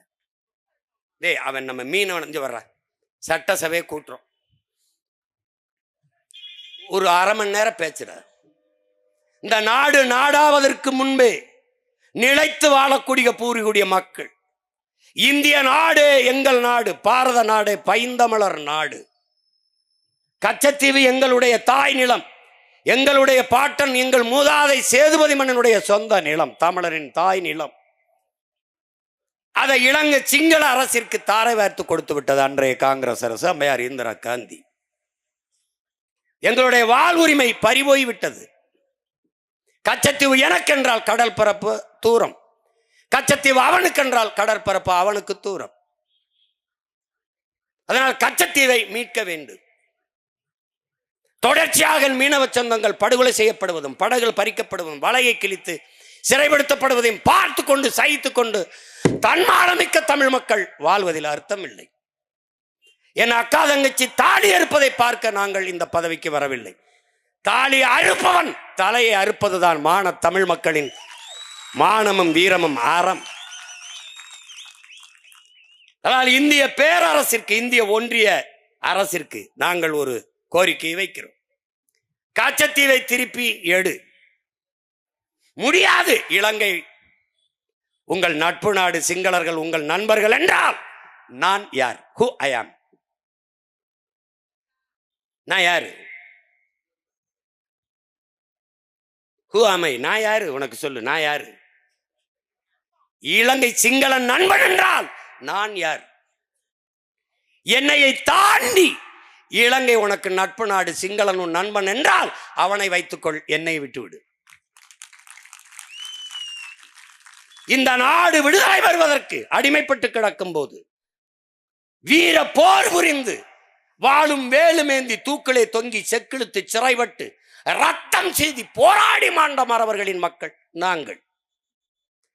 விடுதலை பெற்ற பிறகு இந்த நாட்டின் சட்டத்திட்டம் இறையாண்மைக்கு கட்டுப்பட்டு வாக்கு செலுத்தி வரி செலுத்தி வாழக்கூடிய தமிழ் தேசிய மக்கள். எங்களின் வரலாற்று பகைவன் சிங்களன். அவன் வேண்டுமானால் நீ அவனை வைத்துக்கொள், நான் வேண்டுமானால் என்னை வைத்துக்கொள், அவனை விட்டுவிடு. அவன் வேண்டுமானால் அவனை வைத்துக்கொள், என்னை விட்டுவிடு. இதில் ரெண்டில் ஒன்று நீயே முடிவிடு. ஒரே வழி, கச்சத்தீவை திருப்பி எடு, இல்லை என்றால் என்னை பிரித்து விடு. இது சட்டசபையில் தீர்மானம். மாநில அரசு போடுகிற சட்டங்களை நாங்கள் மதிக்க வேண்டியதில்லை. அப்ப நீ போடுற சட்டத்தை நான் என்ன மாயத்துக்கு மதிக்க வேண்டும்? என் வரி வேணும், என் வரியை நாக்க போட்டு நக்கி நக்கி திம்ப இந்திய பெருநிலத்தின் இந்த நாட்டின் பொருளாதாரத்தை நிரப்புவதிலே மராட்டியன் முதல் இடத்திலே, மானத்தமிழன் இரண்டாவது இடத்திலே. வெக்கமா இல்ல? வெக்கமா இல்ல? என் வரியை எடுக்க எப்படி வர? எப்படி வர? உடனே இவர் சொல்வார்கள், அதை நான் மதிக்க முடியாது. பார்த்தீர்களா, இவர்களை விடக்கூடாது, தமிழ் தேசியர்கள் பிரிவினைவாதிகள், தனிநாடு கற்பாரு, அதுக்கப்பா டேய் வாடா. என் தாய் நிலத்தில் ஒரு பகுதியை சிங்களனுக்கு நீ தாரை வார்த்தது தவறு, கொடுமை, பிரித்து அதை எடுத்து என் நிலப்பரப்போடு சேரு என்று சொல்கிற நாங்கள் பிரிவினைவாதிகள், கொடுத்ததுதான் என்று சொல்கிற நீ தேசியவாதியா? அடுத்த தீர்மானம், நீ என்ன செஞ்சு வருவ? அதிகாட்சி என்னடா செய்வ? ஆட்சியை கலைப்ப, மறுபடி தேர்தல் வைப்பிலடா, அதுலேயும் நாங்கள் நிற்போம்லடா. இங்க மான தமிழச்சி மாறல பால் குடிச்சு மானமும் வீரமும் அறமும் உயர்ந்து வாழ்ற மறவர் கூட்டம் கோடி கோடி. அன்னைக்கு ஒரு ஓட்டு நீ வாங்க முடியாது, மொத்தமா நாங்க தான். அன்னைக்கு 117 இடம் வென்று நாங்க ஜெயிச்சிருந்தோம்னு வச்சுக்க, இப்ப 234 நாங்க தான்.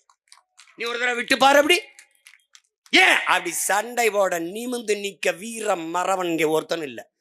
எல்லாம் நாங்கள் வரி கொடுக்க முடியாது என்று சொல்ல எவ்வளவு நேரமாகும்? அந்த நேரம் எப்பயா? அந்த நேரம் எப்ப? இப்படி ஒரு கொடுமை. நீ வசமா சிக்கிக்கிட்ட தம்பி, சிக்கிக்கிட்ட. நீ இன்னும் வரவங்க அடுத்த தடவையும் அவங்க தானா? டேய், என்ன பாடுபட்டாலும் இவங்களை ஒழிச்சு போடணும்டா. என்ன பாடுபட்டாலும் ஒழிச்சு போடணும். ஒரே வழிதாண்டா இருக்குது, நம்ம வெல்றதான். கேரளா மீனவனை அவன் தொட பயப்படுற மாதிரி நம்ம மீனவர்களை அவன் தொட பயப்படணும். என்ன பண்ணுவேன் சீமான்? நெய்தல் படை கட்டணும்னா இவர் என் தம்பியோட சொன்னார், அதிபரா இவர் எப்படி பண்ணுவார் அப்படின்னு. என்ன ஸ்டாலின் போலீஸுக்கு ஆள் எடுக்கிறாரு அப்படி, அதிபரா அவர் எப்படி எடுக்கிறாரு? எப்படி எடுக்கிறாரு? ஏன் நான் சொன்ன நீ சிரிச்ச. 2016 ஆட்சி எப்படி நடத்துவேன்னு புத்தகம் வெளியிட்டேன்னு சிரிச்ச. அதை பினராயி விஜயன் நெய்தல் படைன்னு ஒன்று கட்டி அது பேரணியில் அவர் போய் வணக்கம் செலுத்துறார், ரசிக்கிறார். நெய்தல் படை கட்டிட்டார், நாம நெய்தல் படைன்ட்டோமா? அதை அப்படியே காப்பி அடிக்கக்கூடாதான். நெய்தல் மீட்சி இயக்கம். நெய்தல் மீட்சினா யார்கிட்ட அடமானம் இருக்கு? நகை அடமானம் வைக்கிறோம், மீட்கிறோம். யார்கிட்ட இருக்கு? நீங்க தான் அடமானம் வச்சா வைக்க போயில, இவங்க தான். யார்கிட்ட? நம்ம சொன்னா பரவாயில்ல, மீட்கணும்டான்னு. இவங்க மீட்சி இயக்கம். எங்கப்போ நம்ம சொல்றோமா அது மக்கள் அதை ஆதரிக்கிறானா? அதனால அதுக்கு ஒரு வார்த்தை. இப்பதான் முதியோரே பாக்குறாங்க. அன்பு சோலை என்று முதியோர் காப்பகம். இவனால் முதியோர்களே இல்ல.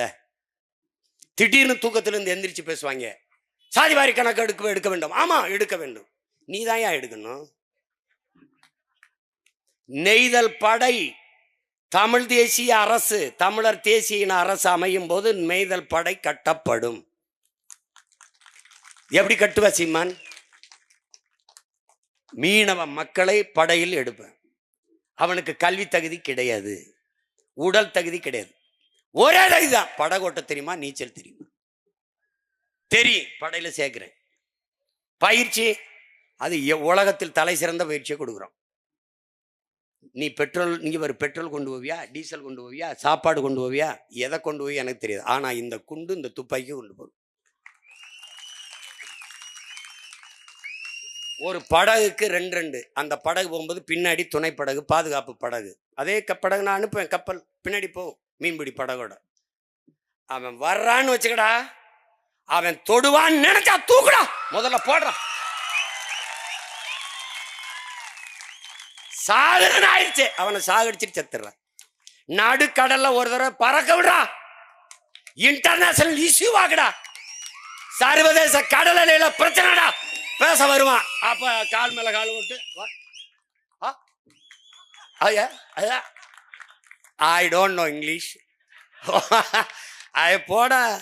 ஏண்டா நான் சாகும்போது என் ஆத்தாள் அப்ப கதறும் போது என் அக்கா தங்கச்சி தாலி இருக்கும்போது ரயிச்சுக்கிட்டு உட்கார்ந்துருந்த நாய் போடா.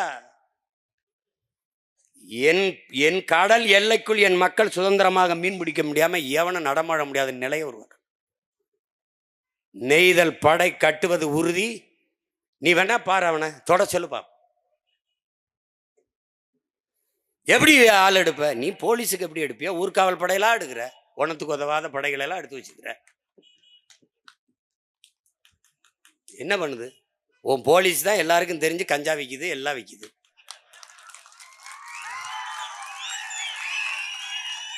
நீ சட்டம் ஒழுங்கு பெரிய காவலருங்கிற, நாளைக்கு எத்தனை பேர் சாவான்னு தெரியல. எவன் வெட்டுப்பட்டுச்சாவன், இவன் குத்துப்பட்டுச்சாவன், உயிரோடவே சீருடையோட போலீஸ் எரிச்சு போட்டு போறேன், ஒன்றும் கேட்கல. போலீஸ் ஒரு காவலரை எரிச்சு உயிரோட கொளுத்தி விட்டு போயிட்டான். இப்போ நாம நாட்டை பாதுகாக்கிறோம் இல்லையோ, முதல்ல போலீஸை பாதுகாக்கணும். நம்ம பிரச்சனை அதுதான், நமக்கு இருக்கிற பிரச்சனை அதுதான் பெரிய பிரச்சனை இருக்கு. மீனவர் வாழ் உரிமை என்பது மீனவ மக்களின் உரிமை என்று நீங்கள் எண்ணுவதை கைவிடுங்கள். தமிழ் பேரினத்தின் உரிமை என்பதை நீங்கள் கவனத்தில் வச்சுக்கணும். இந்த அரசுகள் செய்யாது. செய்வதென்றால் எப்போ செஞ்சிருக்கலாம். அவனுக்கு நம்ம உரிமையை பற்றியோ, உயிரை பற்றியோ, உணர்வை பற்றியோ, வாழ்க்கையை பற்றியோ அவனுக்கு கவலை கிடையாது. அவனுக்கு குறி நம்ம வாக்கு தான். அப்ப நாம செய்ய வேண்டியது, இப்ப நம்ம எத்தனை கேள்வி எழுப்புறோம். குஜராத்தில் ஒரு மீனவனை பாகிஸ்தான் கடற்படை கைது பண்ணிச்சு. இங்க கூட என் தம்பி பேசினான், பகை நாடு உனக்கு பாகிஸ்தான், விளையாட்டுல கூட நீ ஒன்னா நிக்கிறது இல்லை. ஆனால் அந்த நாட்டு ராணுவம் உன் நாட்டு மீனவனை சுட்டுக் கொண்டது ஒன்றா இல்லை, கைது செஞ்சிருக்கு. ஒரே ஒரு முறை குஜராத் மீனவனை சுற்றுச்சு, தெரிய ஒரு தவறுதலா துட்டுச்சு. உடனே என்ன பண்றான், படையை பூரா கொண்டு நிறுத்தி எந்த நேரமும் போர் தொடுக்கலாம்ங்கிற பதட்டத்தை உருவாக்குற. ஒரு மீனவனுக்கு நான் 850 மீனவனுக்கு நீ எடுத்த நடவடிக்கை என்ன? ஒரு மீனவன் சாவுக்கு இந்த நாட்டின் வெளியுறவுத்துறை அமைச்சர், பாதுகாப்புத்துறை அமைச்சர், பிரதம அமைச்சர் ஒரு கண்டனமாவது, ஒரு வருத்தமாவது தெரிவிக்க வேண்டாமா? இல்லை. குஜராத் மீனவனை கைது செய்து கொண்டு போகிற போது விரட்டி போய் இந்திய கடற்படை ராணுவம் தடுத்து மீட்டு கொண்டு வருகிறது. அதை வரவேற்கிறோம். அதை போல எங்க மீனவர்களை சிறைபிடிக்கும் போது ஏன் தடுத்து மீட்டு கொண்டு வரவில்லை? ஏன்? என் மீனவனை மொட்டையடிப்பது எனக்கான அவமானம் இல்லை, இந்த நாட்டை ஆள்கிற தலைவர்களுக்கான அவமானம், இந்திய பெருநாட்டிற்கான அவமானம். ஒரு சின்ன தீவு, ஒரு 4 மாவட்ட அளவு வைத்திருக்கிற ஒரு நாட்டுக்காரன் இவ்வளவு பெரிய நாட்டின் குடிமகனை மொட்டையடித்து இழிவுபடுத்துறான் என்றால் அது எனக்கான மொட்டை இல்லை. நாட்டை ஆளுகிற பிரதம அமைச்சர், ராணுவ அமைச்சர், உள்துறை அமைச்சர், இந்த நாட்டின் முதலமைச்சர், இவர்களுக்கான அவமானம் உண்டான ஒழிய எங்களுக்கு ஒன்றும் இல்லை. இந்த நாட்டின் மக்களின் நிர்வாணம் என்பது தேசத்தின் நிர்வாணம், நாட்டிற்கான அவமானம் ஒழிய எங்களுக்கு இல்லை. இவர்கள் அதை பற்றி கவலை கொள்ள மாட்டார்கள். அது அவர்களுக்கு அதை பற்றி அக்கறையும் இல்லை, அதை பற்றி தேவையும் இல்லை. தேர்தல் வரும்போது மீனவ மக்கள் அவர்கள் எங்க, என் தம்பி என் தங்கச்சி ஜெனிஃபர் சொன்ன மாதிரி ஒரு மீனவ பிரதிநிதி 40 பேர்ல ஒரு மீனவ பிரதிநிதி சொல்லு எங்கே? இதை மாற்றுவதற்கு, இந்த கொடிய காயத்தை ஆற்றுவதற்கு நமக்கு இருக்கிற ஒரே வாய்ப்பு தமிழ் பேரின மக்களின் ஓர்மை. சாதிய மத உணர்ச்சியை பின்னுக்கு தள்ளி நாங்கள் தமிழர்கள் என்கிற இன உணர்ச்சியை முன்னுக்கு நிறுத்தும் போதுதான் தமிழ் தேசிய இன உணர்வு பிறக்கும். அந்த இன உணர்வு பிறக்கிற போது தமிழ் தேசிய இன மக்களுக்கான அரசியல் வலிமை பிறந்துடும். இப்ப நாங்க மொத்தமா உட்கார்ந்து இருக்கிறதே எத்தனை பேருக்கு பதட்டமா இருக்கு. இப்ப இதிலே எல்லாரும் பேசும்போது நேரம் பத்தல, இன்னும் 40-50 பேர் வெளியில இருக்காங்க. அவங்கள ஒரு நாள் வச்சு விடிய விடிய மாநாடு போடுவோம்டா. ஒரு நாள் காலையில 10 மணிக்கு ஆரம்பிச்சு ராத்திரி 10 மணி வரைக்கும் பேசுவோம். தனித்தனி மாந்தர்கள், தனித்தனி தமிழர்கள் ஒரே நோக்கத்துக்காக பேசுகிறார்கள்.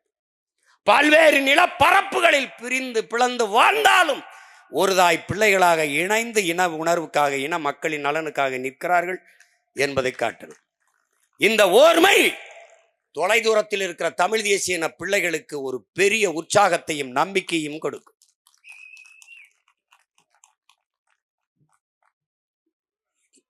இல்லைன்னா அவன் நம்மளை பார்த்து என்ன நினைப்பான், அவன் ஒரு தனியாக அங்கிட்டு கத்திட்டு இருப்பான், இவன் தனியாக கத்திட்டு இருப்பான், அவன் தனியாக கத்திட்டு இருப்பான்னு நினைப்பான். அப்படி கிடையாது. ஒரு உயர்ந்த நோக்கத்திற்காக ஒன்றிணைந்த நாங்கள் நிற்போம் என்பதை காட்டுவதற்காக இந்த தொடர்ச்சியாக இந்த தமிழின மக்கள் நாங்கள் ஒருங்கிணைந்து இந்த மக்களின் பிரச்சனைகளை முன்னிறுத்தி நாங்கள் போராடி வருகிறோம். இந்திய நாட்டை ஆளுகிற ஆட்சியாளர்கள், குறிப்பாக தமிழ்நாட்டு ஆட்சியாளர்கள், திராவிட மாடல் ஆட்சியாளர்கள் ஒன்றத்துக்கு உதவாததுக்கு எல்லாரையும் கூட்டி கூட்டி பேசிட்டு இருக்கிறத விட்டுவிட்டு உயிர் பிரச்சனையாக இருக்கிற நீட்டு பிரச்சனையை நீக்குவதற்கு, இந்த மீனவ மக்களினுடைய வாழ்வுரிமையை மீட்பதற்கு, காப்பதற்கு, இது போன்ற பிரச்சனைகளுக்கு நீங்கள் எல்லா கட்சியையும் கூட்டி பேசுங்கள், எல்லா மாநில முதல்வரையும் சந்தித்து பேசுங்கள். மீனவர் வாழ்வுரிமையை, மீனவர் மீன்பிடிக்கிற உரிமையை அதை பாதுகாத்து கொடுங்கள். இந்த கடல் பரப்பில் மீன்பிடிக்கிற உரிமை இந்த நாட்டின் குடிமக்கள் எங்களுக்கு இருக்கா இல்லையா? முதலில் நாங்கள் இந்த நாட்டின் குடிமக்களா இல்லையா? இல்லை என்றால் இல்லை என்று சொல்லுங்கள். நாங்கள் இந்த நாட்டின் குடிமக்கள் என்றால் எங்களுக்கு உரிய பாதுகாப்பை கொடுங்கள், எங்கள் வாழ்வுரிமையை மீட்டுக் கொடுங்கள். இதுதான் நாங்கள் வைக்கிற கோரிக்கை. நாங்கள் எது தேவையற்று போராடுகிறோம், பொழுதுபோக்குக்காக போராடுகிறோம் என்று சொல்லாதீர்கள். எங்கள் உயிர் தலைவன் எங்களுக்கு கற்பித்தது போல மற்ற இனங்களுக்கெல்லாம் வாழ்க்கையில் எப்போதாவது போராட்டங்கள் வரும். ஆனால் தமிழின மக்களுக்கு போராட்டமே வாழ்க்கையாக மாறி இருக்கிறது. போராடினாத்தான் வாழ முடியும் என்கிற நிலைக்கு தள்ளப்பட்டிருக்கிறோம். ஒரு பிரச்சனை இல்லை, ரெண்டு பிரச்சனை இல்லை. சட்டசபையிலே மாண்புமிக்க தமிழக முதல்வர் ஐயா அவர்கள் 1,00,000 போராட்டங்களுக்கு நாங்கள் அனுமதி கொடுத்திருக்கிறோம் என்கிறார்கள். இதில் என்ன பெருமை?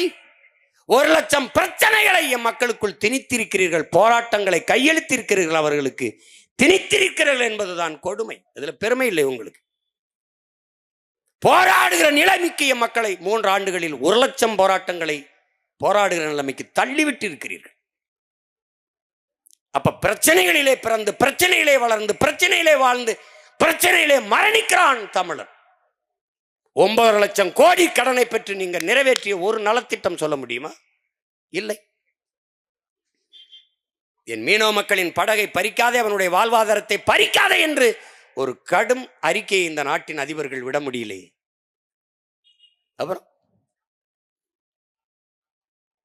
எனவே என் அன்பு தம்பி தங்கைகள், என் அருமை உடன் பிறந்தார்கள், நம்முடைய உணவை நாமே எடுத்து உண்பது போல, நம்முடைய மூச்சுக்காற்றை நாமே சுவாசிப்பது போல, நம்முடைய உரிமையை நாமே போராடி பெறுவது இந்த அதிகாரங்களை நம்பி பயனில்லை. ஒன்றை உங்கள் உடன் பிறந்தான் சொல்லுவேன், மக்களின் பிரச்சனைகளை அரசு கையில் எடுக்காத போது அரசை, அதிகாரத்தை கையில் எடுப்பதை தவிர மக்களுக்கு வேற வழி இல்லை. எனவே அதிகாரம் மிக வலிமையானது, அதை அடைந்து விட்டால் அனைத்தும் எளிமையானது. அதிகாரத்தை நோக்கி அடிமை நிலையில் இருக்கிற அன்னை தமிழ் மக்கள் பாய வேண்டும், எழ வேண்டும், கிளற வேண்டும், வெல்ல வேண்டும். இதை தவிர நம் இன மக்களின் உரிமை மீட்புக்கு, எதிர்கால பாதுகாப்பான நல்வாழ்வுக்கு வாய்ப்பு இல்லை. மீனவ மக்கள் நம்மோடு நிற்பார்கள் என்று நாம் இங்கே நிற்கவில்லை, அந்த நம் சொந்தங்களோடு நாம் எல்லோரும் நிற்கிறோம் என்பதை காட்டுவதற்காகவே இங்கே நாம் கூடியிருக்கிறோம். எனவே இந்த கூட்டு இயக்க போராட்டத்தின் வாயிலாக நாம் விடுகிற கோரிக்கை, எங்கள் அன்பு மக்கள், எங்கள் மீனவ சொந்தங்களின் வாழ்வுரிமையை பாதுகாத்து கொடுங்கள். தொடர்ச்சியாக சிறைபிடிக்கிற அந்த கொடுமையை தடுங்கள். சிறைப்பட்டு இருக்கிற எங்கள் மீனவ சொந்தங்களை விடுதலை செய்யுங்கள். பறிமுள் செய்த ஏலமிட்ட படகுகளை மீட்டுக் கொடுங்கள், அல்ல அந்த படகுகளின் எண்ணிக்கைக்கு ஏற்ப இழப்பீடை கொடுங்கள். இதுதான் எங்கள் கோரிக்கை. புரட்சி எப்போதும் வெல்லும். நாளை நமது வெற்றி அதை சொல்லும். போராட்டத்தில் பங்கேற்ற என் உயிரினும் இனிய என் உடன் பிறந்தார்கள், பல்வேறு அரசியல் இயக்கங்களை சார்ந்தாலும் மக்களின் நலனுக்காக ஒன்று கூடிய என் உடன் பிறந்தார்கள் எல்லோருக்கும் என்னுடைய அன்பும் வணக்கமும், உங்கள் எல்லோருக்கும் என்னுடைய புரட்சிகரமான வணக்கமும் வாழ்த்துக்களும். தமிழ்தாய் வாழ்க, தலைவர் பிரபாகரன் வாழ்க. அனைவரும் பாதுகாப்புக்காக உங்கள் வாழ்விடங்களை, இருப்பிடங்களை நோக்கி பயணம் செய்யுங்கள். நன்றி, வணக்கம்.